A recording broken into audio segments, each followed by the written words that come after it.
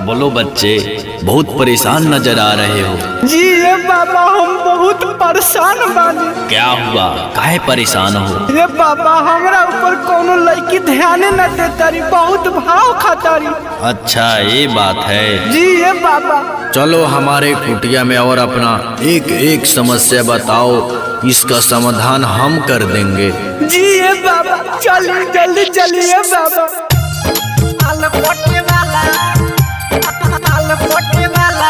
जादू मंत्र हमके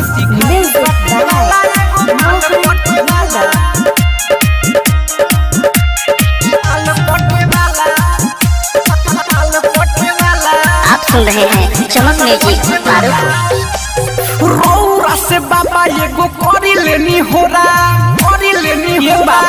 बोलो बच्चा। दीही ना ध्यान आजू हमारा पथोड़ा।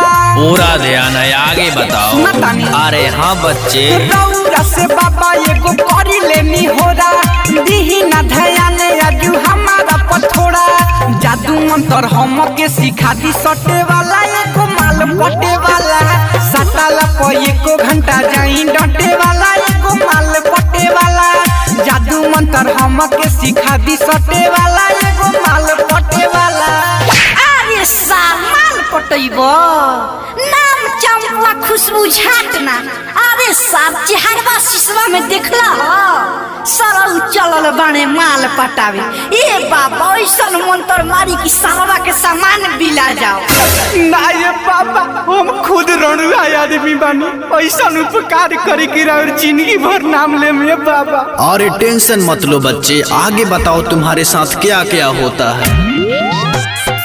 देखिले जब जब कदरल जवाहनी। सांसों का रे बच्चा। होए हाय हाय गिरेला झरा झरा अपने से पानी। चापाकल में से फेंकता है क्या बच्चा?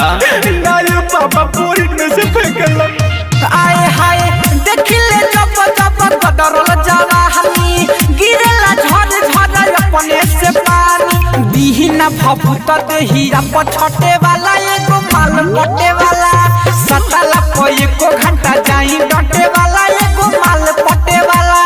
जादू मंत्र हमके सिखा दी, डटे वाला एगो माल पटे वाला। अरे सारो भी ले घरे तू ना गइल हो। जा सरौ तहार बुढ़ऊ डंटा लेके खोजता रे सार जा। ए भैया पापा से कुछ ना बतैले है। चल चल चल तोरा के गांजा पियावो चल। अरे हम गांजा ना पिए नी, रजनीगंधा खियाओ जे रात के तकिया में गंदा करे। अरे बाबा से पूछ ले कि बाबा कुछ खाई है। ए बाबा तू कुछ खइबा का? नहीं बच्चा, तुम अपना प्रॉब्लम आगे बताओ। तो ली है सुनिए बाबा।